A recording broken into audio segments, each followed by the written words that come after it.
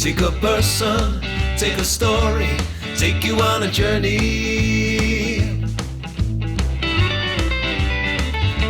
It's your take.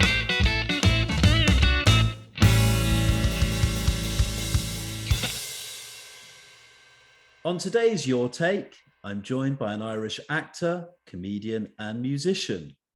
My guest started his career as a comedy actor and sketch writer with collaborator Paul Tylak for RT's Nighthawks, with both of them going on to work on the sitcom Flatheads and the teen show Joe Maxey.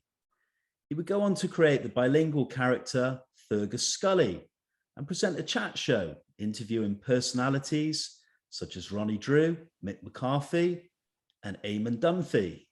My guest famously played Father Damo in the Father Ted episode, The Old Grey Whistle Theft, performed stand-up comedy around the world, worked 6 years on the RTE sitcom Killinaskully, and was the lead singer in the band Guernica, who released 3 singles in the 1980s. I'm joined today by Joe Rooney. A very warm welcome and thanks for sharing your life story on Your Take. Very nice to see you on this December morning. Hope you're well. Oh, yeah, nice to see you. Yeah, I'm fine, doing great. It's a lovely morning. As you can see, it's nighttime here in Ireland, but just a little bit more north. Yeah, I'm looking forward to talking to you about your career as a performer.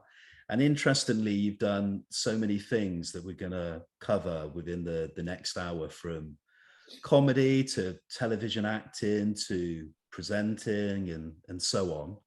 But I kind of wanted to obviously go back to where it all started from the very beginning and turn the clock back to the early 1960s.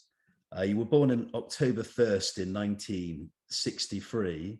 Yeah. Born in County Galway in the west of Ireland, in a town called Tuam. Is that? Tuam. Tuam, sorry.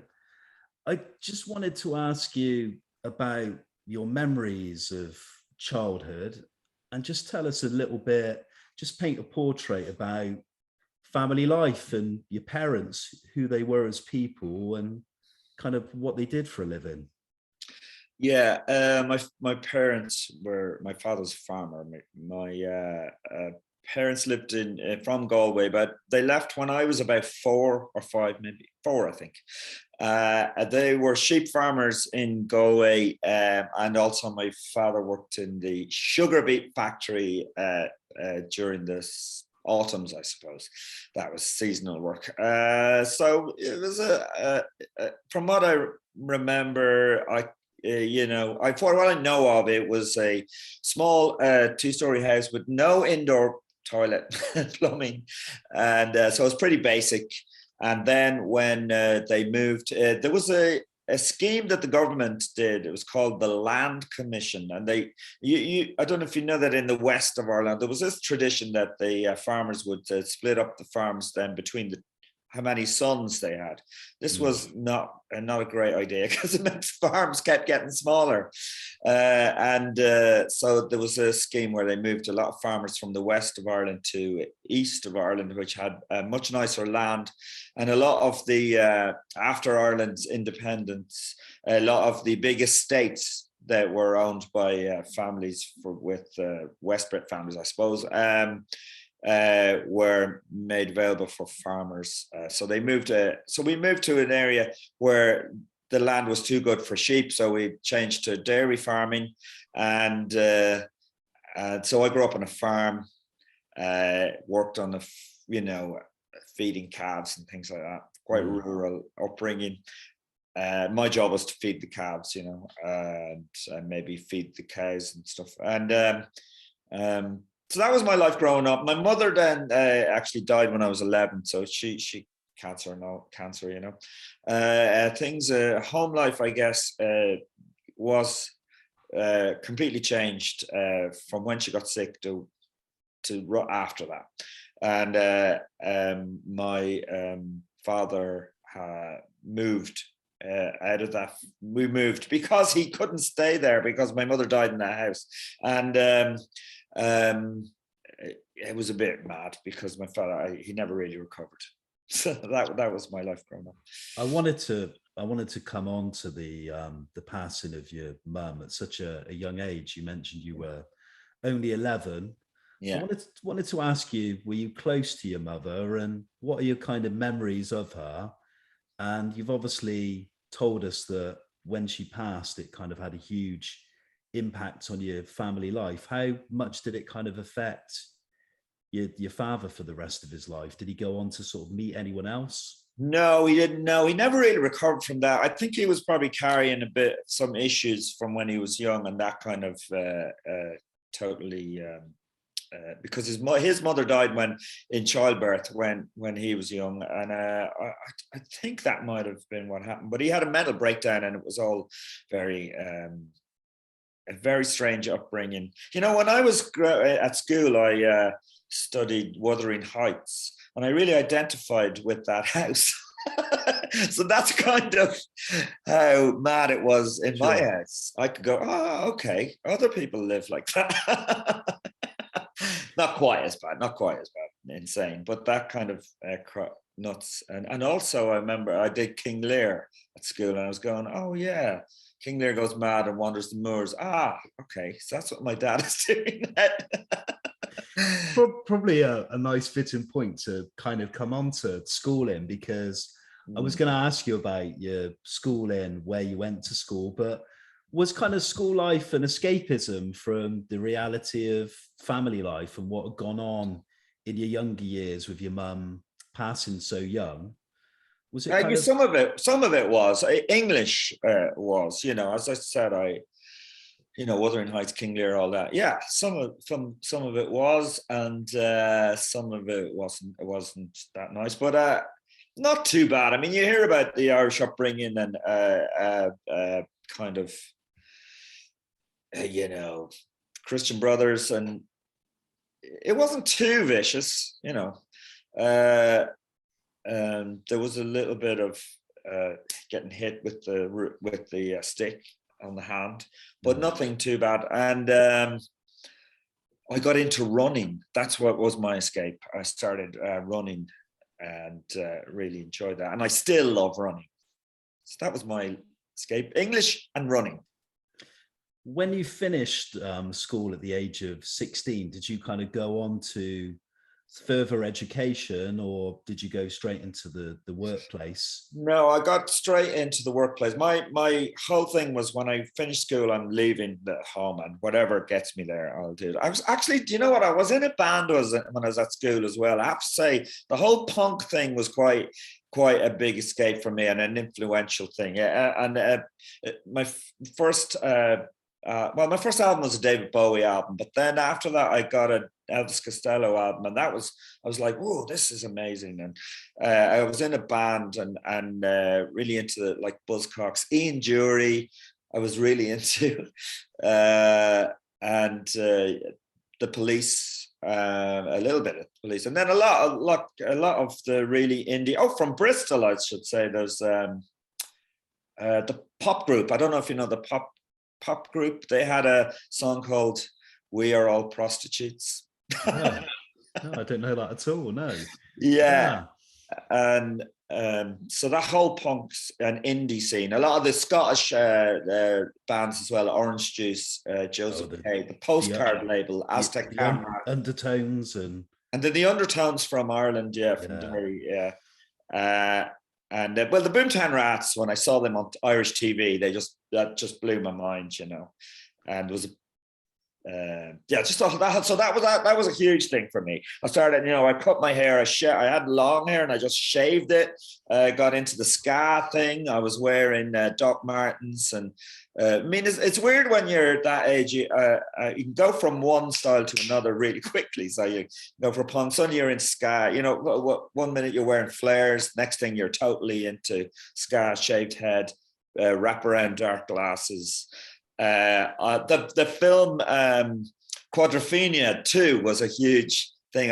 For a while, I wanted to be a mod, and I got a little scooter. It wasn't actually a scooter; it was a Yamaha Chappie, which is a small motorbike with small wheels. But all that kind of thing, youth culture. So it wasn't. When I left school, that's what I was. I got a job, but that's what I was into. That's the kind of. I didn't go to college, but totally into music. Like many of us, it's really interesting to hear about kind of your cultural and musical influences. And I share, a big interest in some of those artists and bands you've mentioned. They're kind of in my collection. I've seen sort of many of them live. Great passion for music like yourself. But where did this kind of interest for performance, for acting, for stand-up comedy, how did that sort of come about, and when did you kind of realize that you were a creative person and you kind of just wanted to perform to audiences and you kind of wanted to show them that you were able to do these things and maybe go as far as to kind of make a career and a living from it? Yeah, that's a weird thing, because I got into it very kind of slowly, because I was very shy. So there's no way I could have done stand-up at the age of 19 or something like that. I was ridiculously shy. So the first bit of performing I did was with that band at school, but I was the bass player. I wasn't even the front person. I was a terrible bass player, but I was the bass player. and then I certainly looked like someone who people would take notice of by the way I dressed and things like that. But at the same time, I was unbearably shy. Then I got a job in a secondhand record store, a shop, and stall, actually. And I was sitting there kind of looking cool and being slightly rude to people if they asked to listen to something I didn't like. I go, no, I'm not playing that. I was immensely rude, and because of that, these guys who frequented that record stall asked me to be the singer in their band, because they'd never heard me sing, but they just liked my attitude. And that was the band Guernica. Eventually, that was the band Guernica, and they had a very strong New Order sound. It has to be said, New Order, Joy Division sound. But they were good at it, and we then kind of developed and further, and the drummer and bass player left, and we kind of went a bit rockabilly. So it was really an interesting new genre we invented. Somebody said that we had invented a genre that was like kind of New Order rockabilly, kind of dark rockabilly sound, and so that's how I first got to perform, which is not performing really, because you're singing in a band. You don't have to perform. It's an indie band, so you can just. It's not like you're George Michael jumping around in a t-shirt or anything. But it's my first kind of. Experience of being in front of an audience, and it was nice because I got a full band with you. You can just kind of stand there. The band broke up, and I just completely lost it then, because I didn't realize how much I had invested in that band. That was kind of because my jobs were always terrible. They were working in restaurants, working in. They weren't careers, career jobs. They were just so I could afford to be in the band. And I met this guy, Paul Tylak, who had come over from London. He was brought up in London. His dad is from Sri Lanka. His mother's from Cabra in Dublin. And he just ran away from his dad, I think, and came to Dublin to meet some of his Irish relatives, realized that he didn't really like them, and was just hanging out. And we clicked like that. And he was really into comedy. He got me into comedy. He was watching films like Steve Martin films that I'd never been aware of, and all that kind of stuff. And so we started doing a double act. Shortly, I want to come on to your relationship and collaboration with Paul and speak about that in some detail. But before we do so, I kind of want to talk about Guernica, because when you look back at the band in hindsight now, 40 years on, they were a successful group. You kind of released 3 singles, you did various musical television performances. How do you kind of look back at that time and also kind of associate it with what was going on in the music scene in Ireland at that time? Because there was a lot of bands coming through at the same time in that particular time, going back to the late 70s and the early part of the 1980s. Yeah, it was a really good time. There was a few small clubs, one called the Underground, another called the Bag It In. And there were lots of bands. We weren't musically proficient, I have to say. It was the whole idea, as we all know about punk, it was like you would form a band before you'd even learn the instrument. You know, it was more about your attitude. It was definitely the attitude and the energy and all that. So there were tons of bands playing, rehearsing in this little there was a rehearsal room called Temple Lane, I think, rehearsal studios, and just loads of bands playing and playing in this little club called the Underground, and it was pretty cool scene. Now at the time, Ireland has a music magazine called the Hot Press, and they tended to overlook what we were doing. They were very much oriented towards rock and guitar music, and because we had a synth sound, we were being a little bit overlooked, I guess. As with any bands that were more kind of synthy, and like, you know, I loved bands like the Associates as well and stuff, and I think the Irish scene didn't appreciate that kind of stuff, so we felt a little bit like outcast a little bit, and we gigged a couple of times in London, but we didn't get picked up by a record label, and I think it just got a bit too. I was willing to keep going, but the guitarist left, and that was kind of the end of it, because we were working crappy jobs or while trying to, well, every now and then we'd be on TV, like we were like rock stars, but then we just back to our shit jobs. It's just a weird thing. I didn't realize at the time, though, when I was working as a kitchen porter in a restaurant, one of the singles was being played by a DJ in Valencia in Spain, and he was mixing it, and he was playing in a club for when the kind of ecstasy kind of dance craze happened.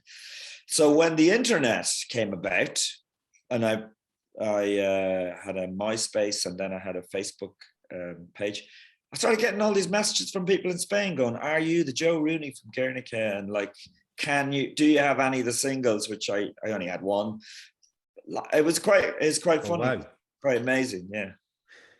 I want to come to your comedy acting career that we've spoken briefly about just a minute ago, but you started your career writing and performing on the RTE television program Nighthawks, yeah. And you mentioned about your partnership with Paul Tylak.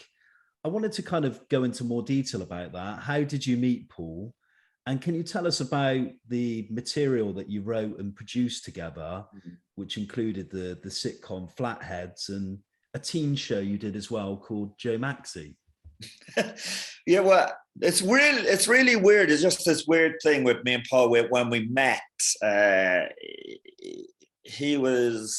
we were in this kind of cafe, and somebody introduced us, and he took out a water pistol and went, "Stick 'em up," you know, just joking.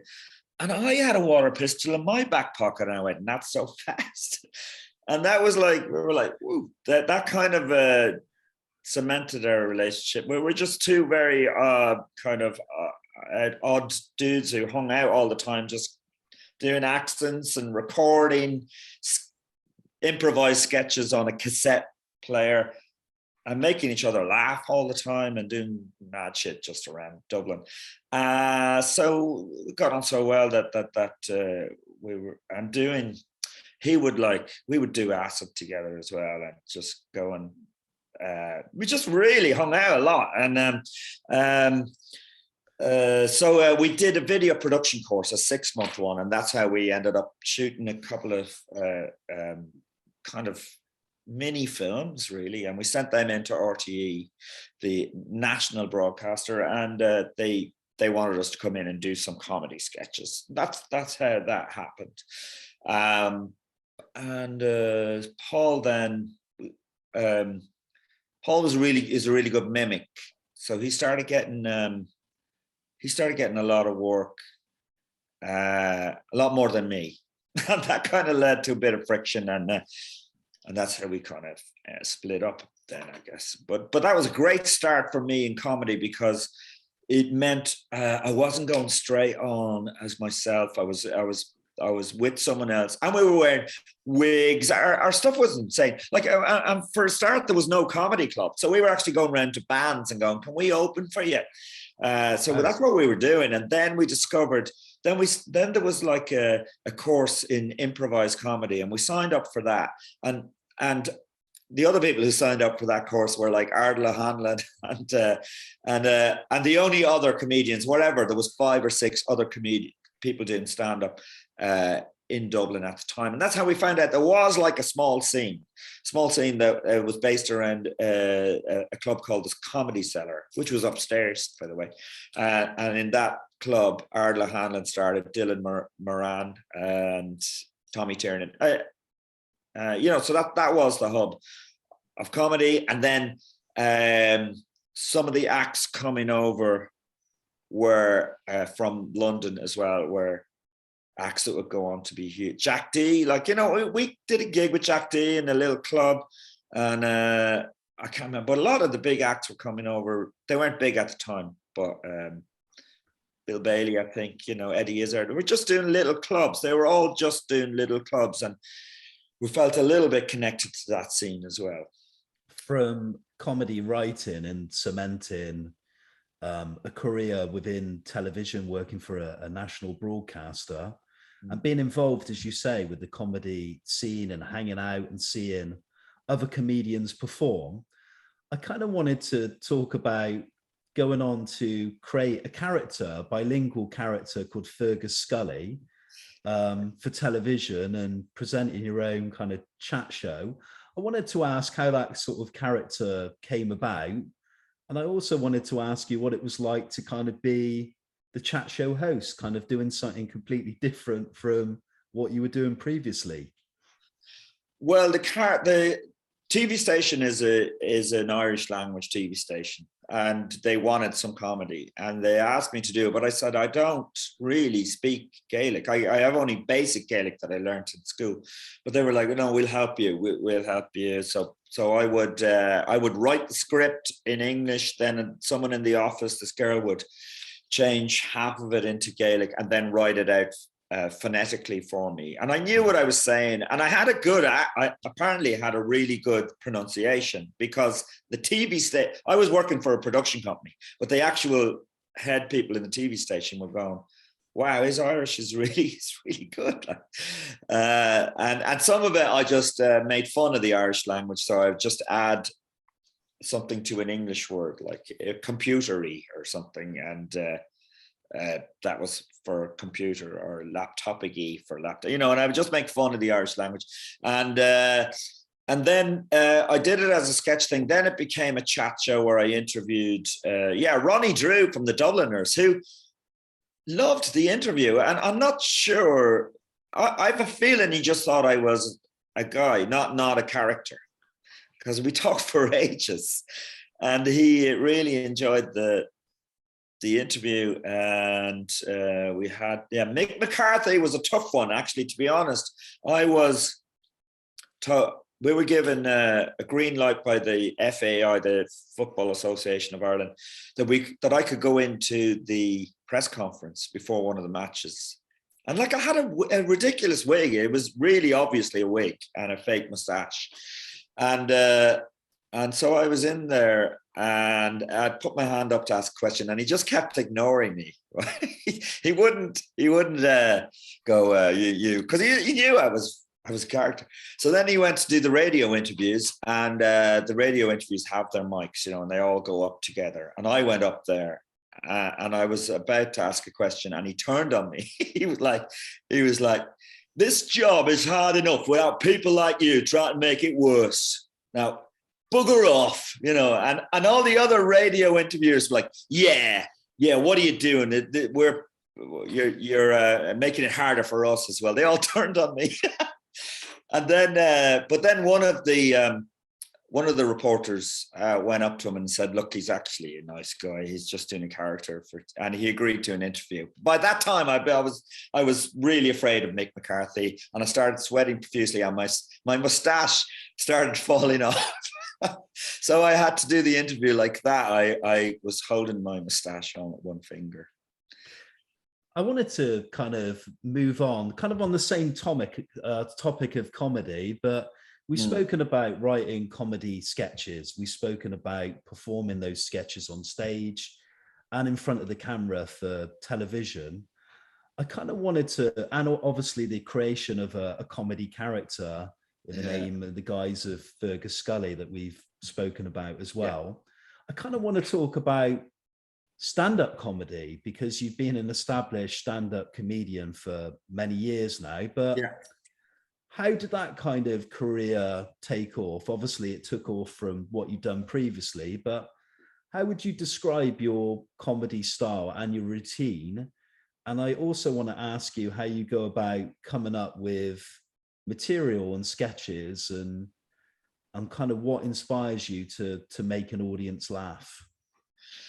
Well, at first, stand-up wasn't something that came naturally to me, but I realized that it was a way to kind of have a career. If you could do stand-up, you could travel all over the UK and Ireland and even further abroad, just do gigs. But that was difficult being in a double act, because you got half the money. They didn't double the money, and also doing sketch comedy. It was all about the comedy clubs. It became more of I'd say when alternative comedy started off in both Dublin and London, or all the major cities, there was far more experimentation, and so you could do sketch stuff. And, I've heard about some of the acts, like one guy used to come on and bring on a block of ice and melt it in many different ways, like with a blowtorch and that was his act. And you could do that kind of crazy stuff, but it became more about stand-up then when say the audience changed and more the regular people started coming to comedy gigs. They didn't want to see someone melt in a block of ice. No, they wanted stand-up. And stand-up, you can bring it to the tougher gigs. You can, because you're in control. You're not in the middle of a sketch where you can't come out of the sketch. If you're dying and doing a sketch, you're dying. That's it. In stand-up, you can react to what's happening and go and really put down the heckler. And but it's for me, I had to be myself then. That was really a big challenge for me. I was always doing characters. Then I had to be myself. No wig, nothing else. Just me standing there on stage. And it took me a long time to be relaxed doing that. I was doing it and I was successful, but I was putting up a front. I was absolutely bricking it before I went on stage. And that was about for the first five, I wasn't there 5 years in that I actually relaxed, and I know a lot of comedians go through that in the first few years, and a lot give up because it's too stressful. You're like, when, and the young comedians say to me, "Does this ever end?" And I go, "Yes, it does, but it takes years." Some comedians, it's fine. I know Dylan Moran was just so, well, I actually, to be honest, Dylan Moran just drank about 5 or 6 shots of whiskey before he went on, but he seemed very relaxed. But he obviously used alcohol to help. Not now, obviously, but he did really drink before he went on. Yeah. With regard to your comedy material and obviously trying to keep it fresh and new, what are your kind of sources for inspiration and your gags and so on? Do they come from your real kind of life experiences? Do they come from kind of your history of growing up? And I didn't answer your question about what inspired me. So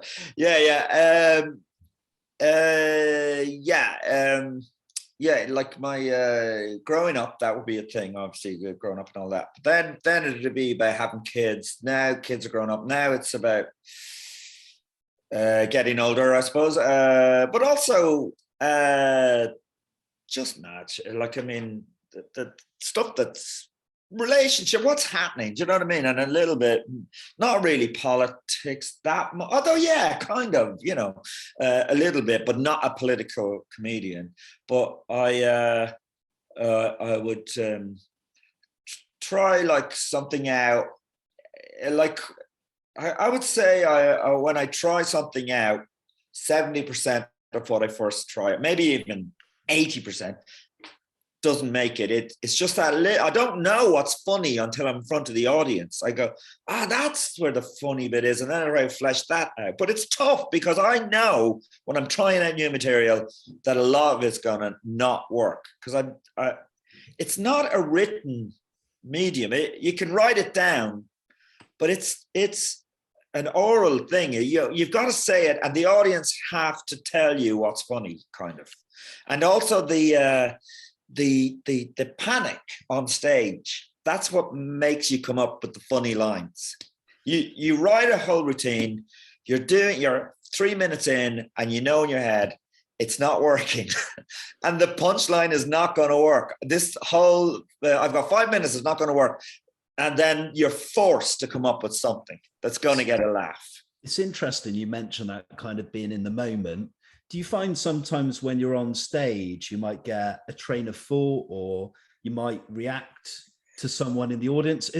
Are there occasions, I'm trying to say, where you almost improvise depending on the moment, the timing, and what happens in that particular moment on stage? Yeah, I can think of definite ones that came up. Like I used to do, I don't do it anymore. I used to think about when I lost my virginity, but I used to go, I was having sex, and for some reason I had my hand on my hip, and I was going, it was casual sex. I was just casually having sex, and I'd have my hand on my hip, and that used to always get a big laugh. That's just happened in the moment.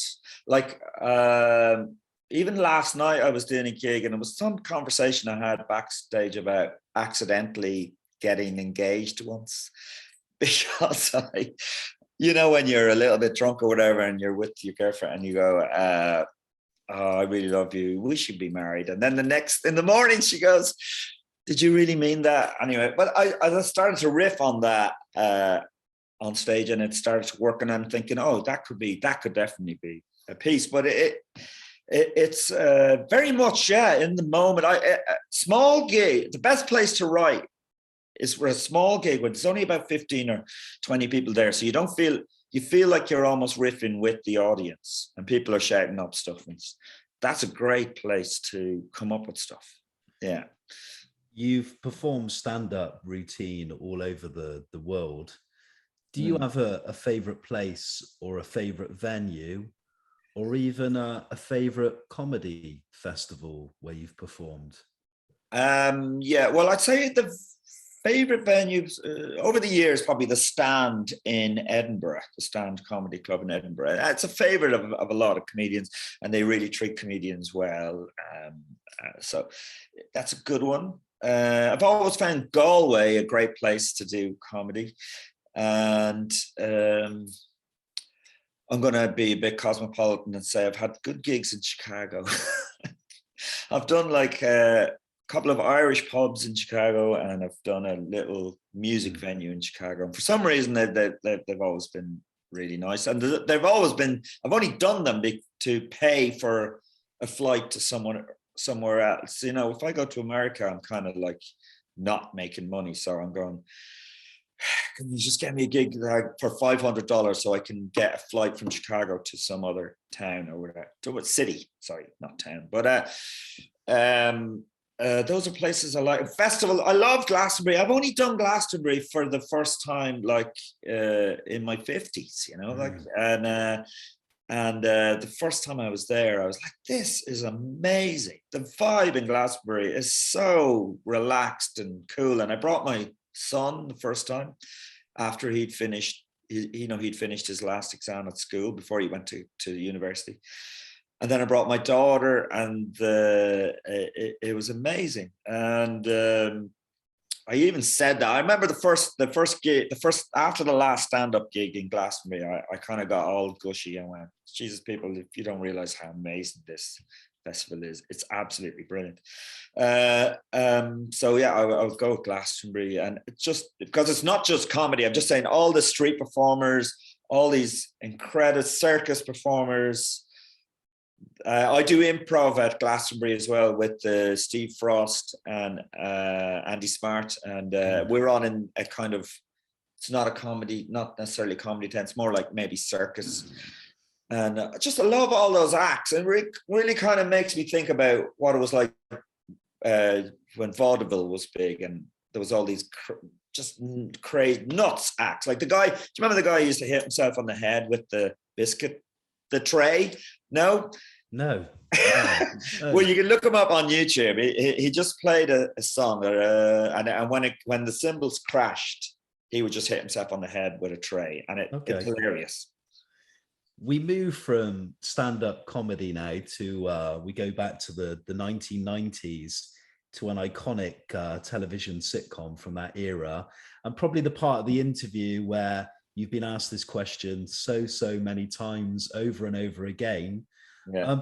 But obviously I wanted to talk about this because it's a significant part of your television career. But you played Father Damo in a classic episode of Father Ted entitled The Old Grey Whistle Theft. Yeah. I wanted to ask you how you got the part and what your memories working on that episode, from kind of the rehearsals to going on to perform in front of the live television audience. Yeah, well, I auditioned for the part, but I did know the writers. I was going over to London to do occasional gigs, small gigs in London, just open spots even, you know. And I met Graham Linehan had interviewed the band Guernica for the magazine I told you about called The Hot Press. And Arthur Matthews worked in that same magazine as graphic designer, actually. There's two writers, Father Ted, yeah. So Graham said, look, if you're doing gigs in London, you can stay with us. We have a place in Kilburn, which was owned by Smith, what do you call, not the 9 o'clock news, who were those guys? One of those guys, anyway. And so I was staying there with them when I did gigs in London, and they told me they were writing this thing called Father Ted, and it was about 3 priests, and that sounded to me a bit naff, to be honest. 3 priests, really? You know.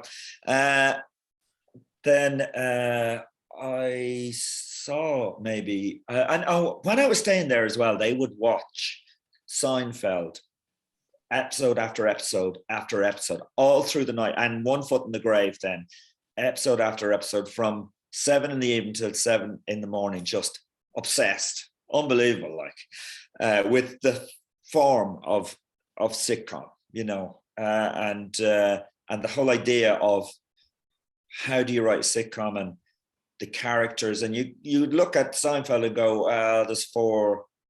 I suppose there's 3 main there's 4 main characters, yeah. Same as Father Ted. One is very physical, Kramer. That's Father Jack. A very physical, kind of almost 2-dimensional character.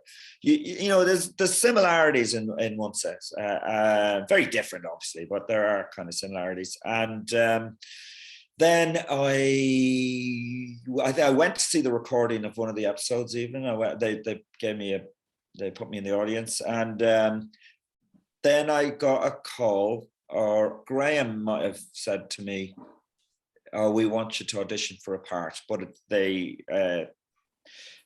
casting director will contact you. And they actually didn't contact me. So he called again and said, did they not contact you? I went, no, they didn't. And he went, okay, I'll get onto them again. So I did audition for that part. Now, I did a character in a band called the Hairy Bowsies, which was a parody of the Dubliners, kind of, with a bit more, and the Wolf Tones, who are a very Republican kind of trad band. And I did a Dublin type character there. So I'm not sure if that was influenced them in asking me to audition for that part. But I went. I didn't know that he was you know, that I do a Dublin accent in that. It's all like, well, what? All right, yeah. And I didn't do the audition like that until they told me, oh, do a Dublin accent. And I did that. And then be a kid, just like stand there kicking a wall or whatever. And I went, then I got it as well. And then we did redid the audition, and they were laughing. So, I mean, that was good. That was good sign, but I didn't hear that. I think it was a week later that I got it.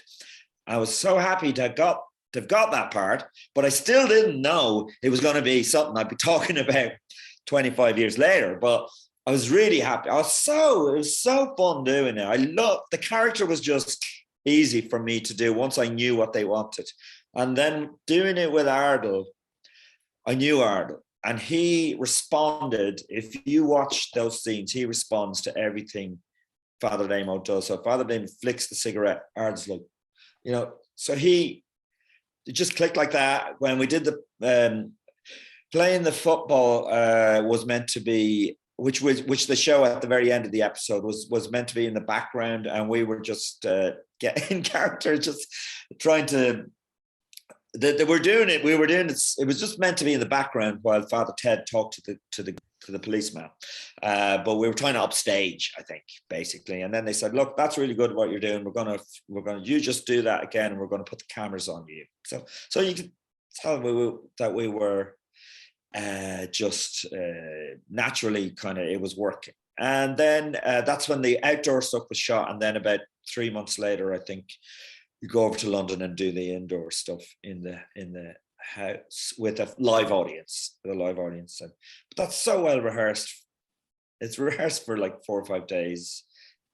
I felt it was fine. It was really good. There was no nerves about it. I knew the script is so good. You just know this is funny. I don't have to do anything except be that character, and it's going to be funny. So from one classic TV sitcom to another, I wanted to talk about your time, 6 years on the RTE sitcom Killinaskully. Yeah. I wanted to ask you how you look back at your time on the program. You did it for a number of years. The audience and critical reaction to the series, and what it was like being brought in as a writer as well for the last 2 series.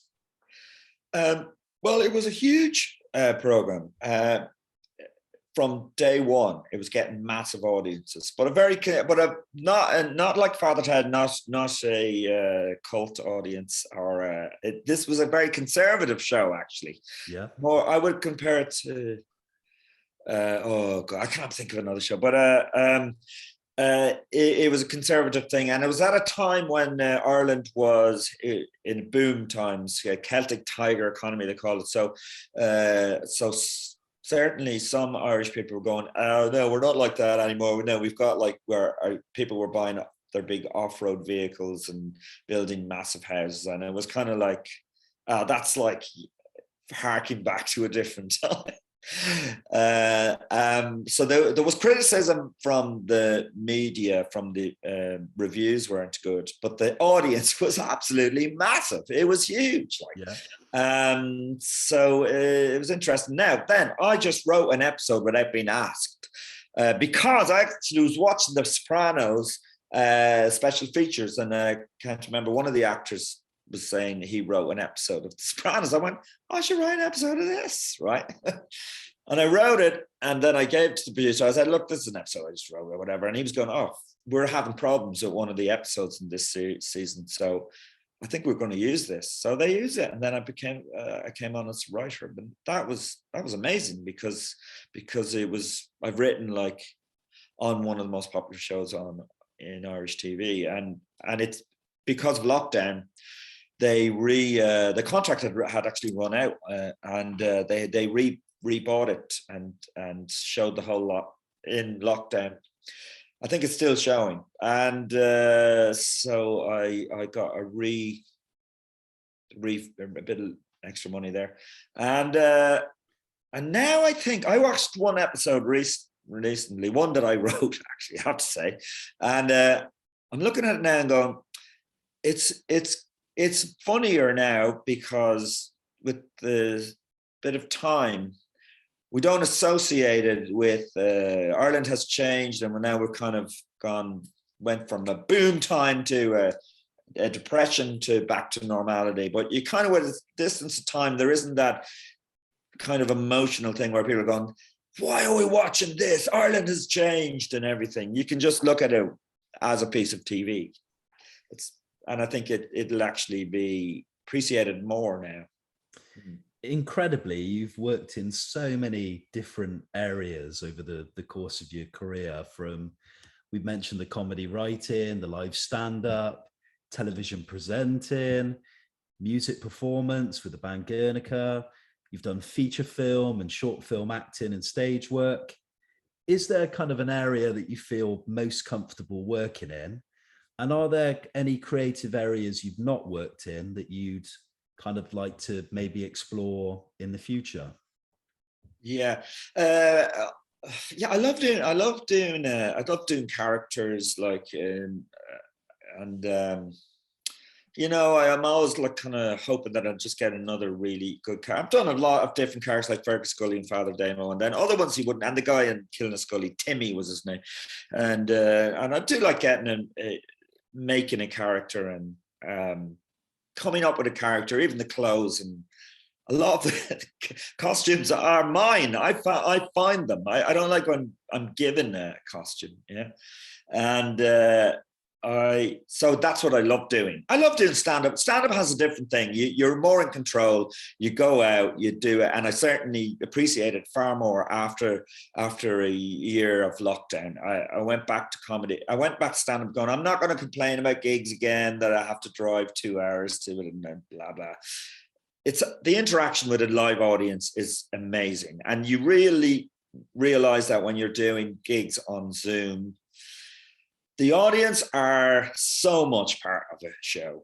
The reaction. Same with theatre, I would imagine, and you forget that. I guess now you realise that when you do Zoom.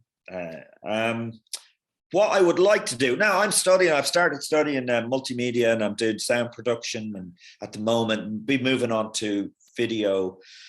And I'd like to direct, yeah, I'd like to direct. So that's basically where I'm coming from doing that, write and direct, yeah. And that's something I want to do.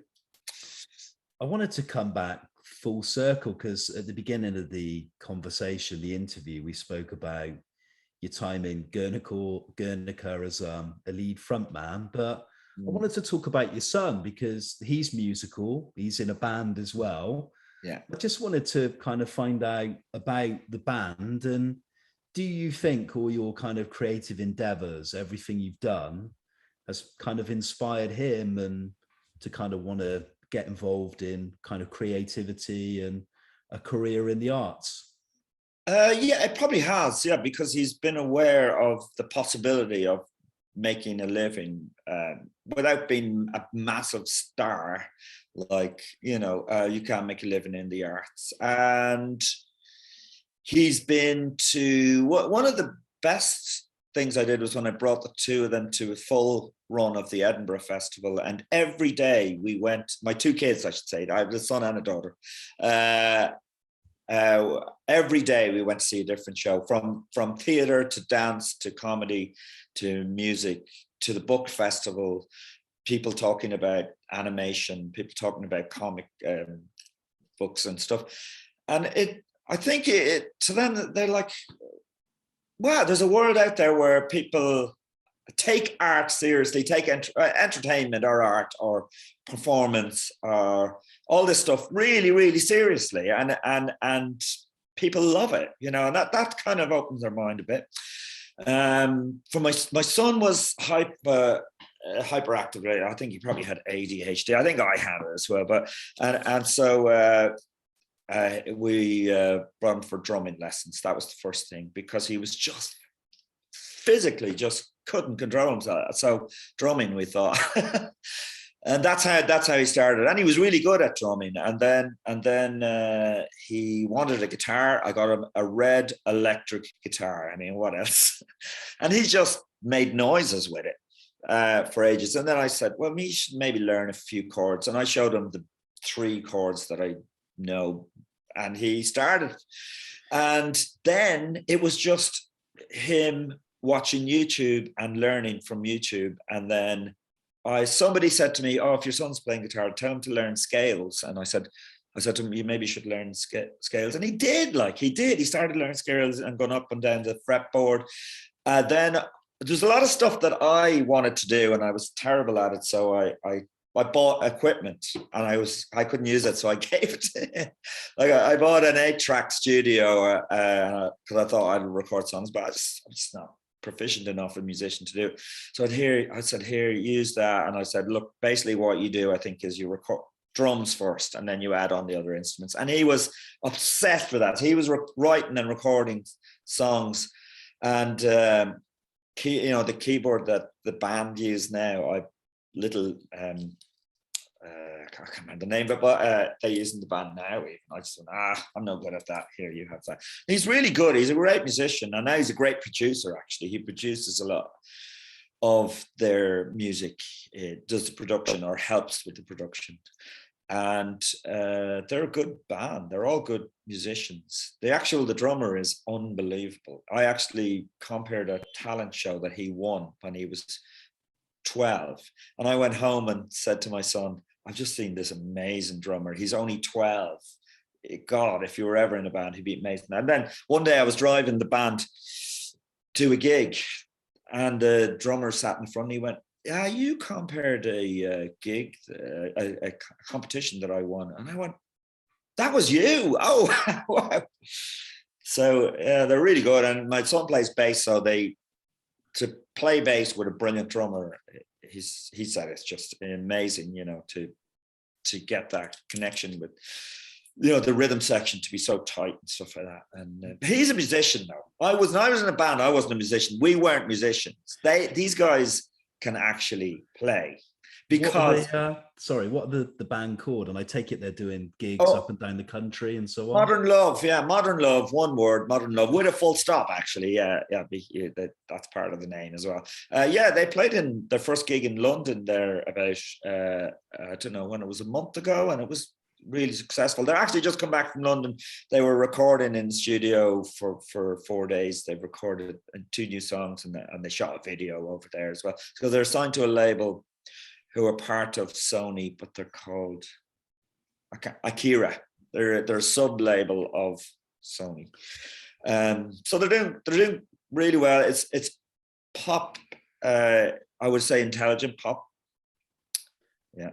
Another string to your bow is hosting and creating your own podcast called PODAROONEY, where you talk to friends and colleagues you've met and worked with over the course of your career.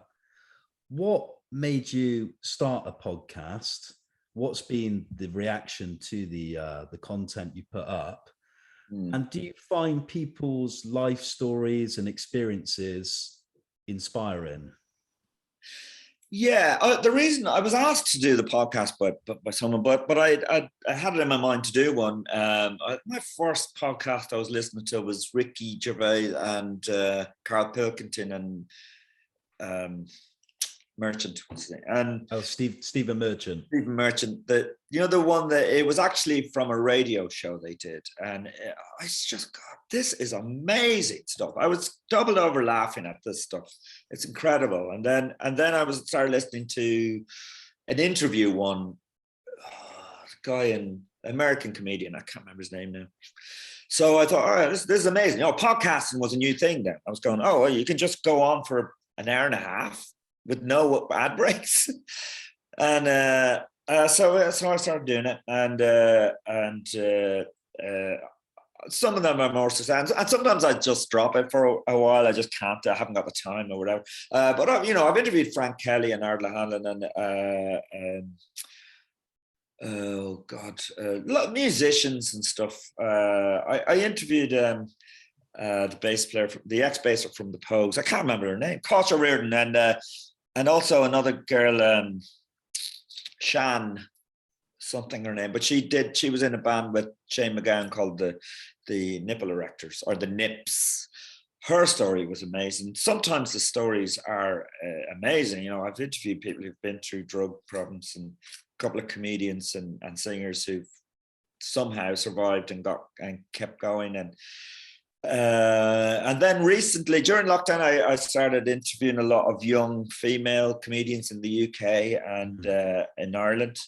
And that was kind of what I wanted to do. Was there was a kind of there was a lot of articles saying the Guardian as well that saying that there's a misogyny in the stand-up scene. I didn't want to go on about it, but I said, well, I'll just interview female comedians and just make a rule that I'm not going to interview any men for maybe a year, right? And see, and I hoped that was something that would, you know, they say if you can't see it, you can't be it. But if other female comedians wanted to get into comedy, they see that there are loads of really good female comedians. I didn't broach any sort of, I just talked about comedy. That was it. But I was interviewing female comedians. So in that sense, it can be a good thing, you know. For me, I can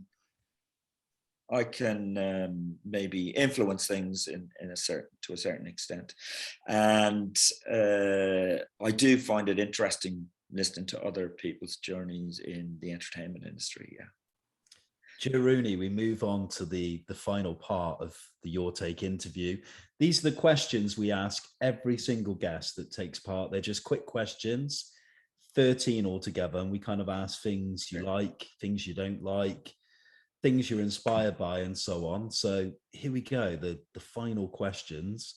Number one, Joe Rooney, what would you say is your favorite pastime?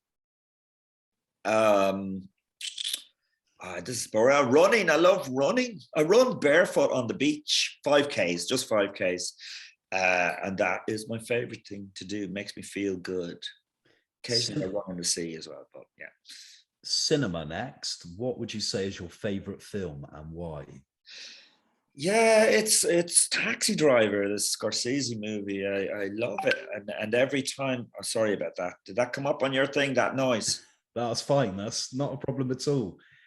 Okay, I'll say that again. It's Taxi Driver, the Scorsese movie, and I've looked back on it and I still love it. Incredible film. Had a massive impact on me as a young man probably in my teens when I first saw it. I was a huge De Niro fan. I was absolutely obsessed by the man in my youth, and that film is probably one of the best performances ever on screen. Incredible film. Yeah, it is. But there's so many.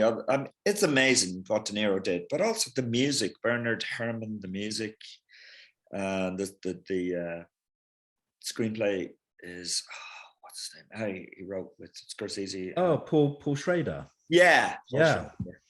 And Scorsese, I still think hasn't ever made a bad film. I struggle to name one bad film he's made. He's just consistently good, isn't he? Always on the money.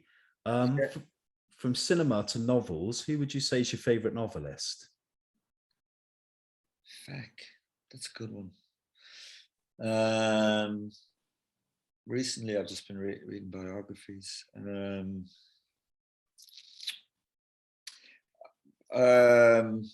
My favorite novel. God, is there someone? I'd say it's Irving Welsh. Of all the writers that I've read, lots of his books, it would be Irving Welsh. Yeah.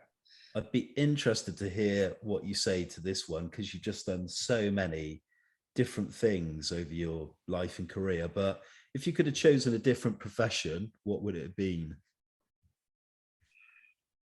Probably something like, like a horticulturist or something, just growing plants. Who in life next would you say has been your greatest inspiration?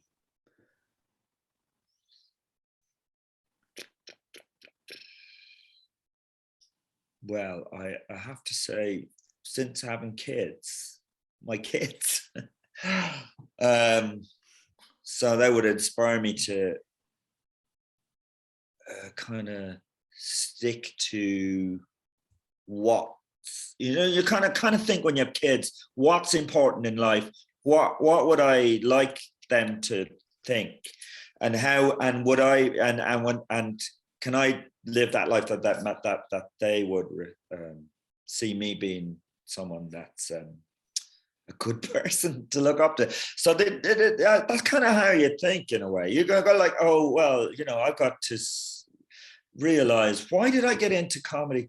Because sometimes you get distracted by, or why did I get into performing or the arts? Or you get distracted by money or ambition or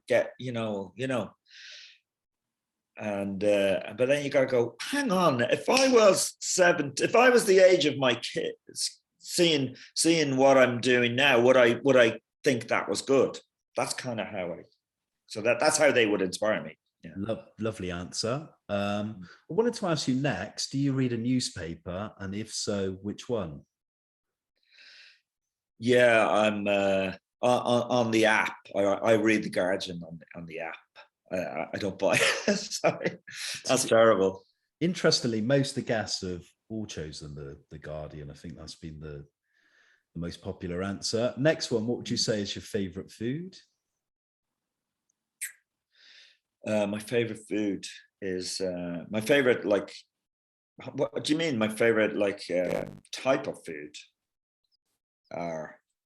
My favorite dish. Type of food or something you enjoy cooking?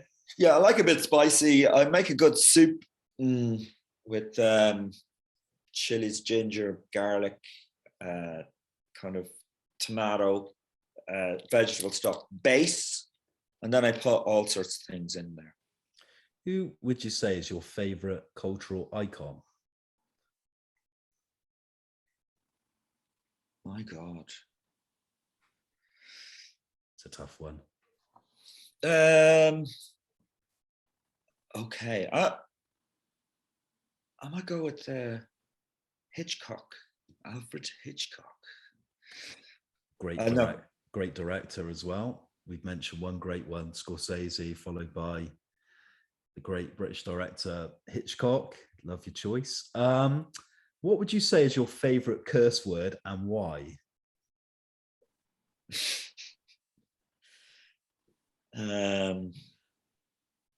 Jesus. Oh, there you go. I just said it. It's probably that. Jesus. I like that. Why? I don't know, because it just comes naturally to me. What is your favorite place or holiday destination? My favorite holiday destination. I'm not one for holidays. I like going to places and then doing some work in there. Shit. I love Edinburgh. Yeah. Yeah. So I don't go on holidays there, but I've been there lots of times for the festival and for gigs. And could I pick that? Yeah, of course. But yeah, by all means, very good choice. Interested to hear your answer for this one, because we've spoken so much in the interview about music and your involvement in it. But who is your favorite music artist and what is your favorite music album? Yeah, I've rediscovered Elvis Costello again. I realized he came up on my the Wrapped thing for Spotify, and it was my top artist this year, mainly because he brought out This Year's Model in a Spanish version with different Spanish singers singing it, and I love it. It's amazing. But he was like all the albums from This Year's Model, the next 5 or 6, I was like, these are brilliant, except maybe Armed Forces. I wasn't mad at that, but anyway, I went to see him a lot. I've been to see him probably more than anyone else, and then there's like there's Nick Cave for a while. Well, right now the best artist around is James Blake. I would say James Blake. He's absolutely incredible. Yeah. I'm liking the Elvis Costello choice. I've seen Elvis Costello a couple of times and I stood next to him once without even realizing, but yeah, what a fool I was. I went, but he lived in Dublin for a good while when he was with Catha Reardon, actually. And I was cycling along on my bike, and when you recognize someone, but you don't know why, you just think you know them. And I was going, oh, I know him. And I'm going, who's that? And then it just hit me. And I couldn't help it. I just automatically went, Howie Elvis. And he just kind of looked away. But yeah, I got down to the gig early to meet a uni friend. I was at university at the time. And he was stood next to me with a trilby on. And it wasn't till he was probably about 400 yards away that I thought, that's Elvis Costello. I don't have to go and run after him and get a signature, but yeah. Next one, what would you say is your greatest achievement to date? Greatest achievement. Well, I mean, you see, I wouldn't really pick out one thing. I just say that I've kind of made a career in what is pretty precarious industry without succumbing to all the things that are tempting, like, alcohol and drugs and a massive ego. Just made a career without succumbing to the bad things of the industry, Or wine, women and song, as Alex Higgins once said, who was completely indulged by just about everything he shouldn't be, I think. Yeah. And finally, Joe Rooney, how do you wish to be remembered? Well, it doesn't matter because I'll be dead. So it's not like I'll care. I really don't. I don't care. You know what? I think that final answer is probably the best answer I've heard on Your Take so far. I love that. Lovely way to end the interview. I've really enjoyed it. For me, it's been a fun hour. I hope it has been for you as well. But thanks a lot for your time. And to finish up with, how do we find out more about what you're doing and what are your plans for the future? What have you got maybe going on next year and beyond?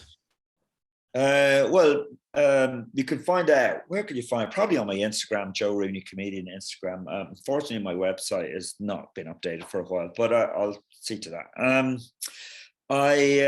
doing a film next March called Dublin Crust about a punk band, and I'm the bass player. A punk band reforming, obviously, at my age, but it's kind of billed as being a punk version of The Commitments. So I think that could be a good film. And I'm obviously going to college, so just I'll graduate when I'm 60. So look out for that. And I have another short film that I wrote and it's shot and everything coming out. It's about a comedian called Joe Rooney, and it's and then I would hope that I'll be directing a film in the next 3 years anyway, full feature. I'm sure you will. Thanks for being a guest on Your Take. Thanks for being so honest, open, and funny as well. I love some of your answers, particularly on the last 13 questions. And lastly, wishing you a happy Christmas and good 2022. Same to you, and thanks for having me on. It's been really nice chatting.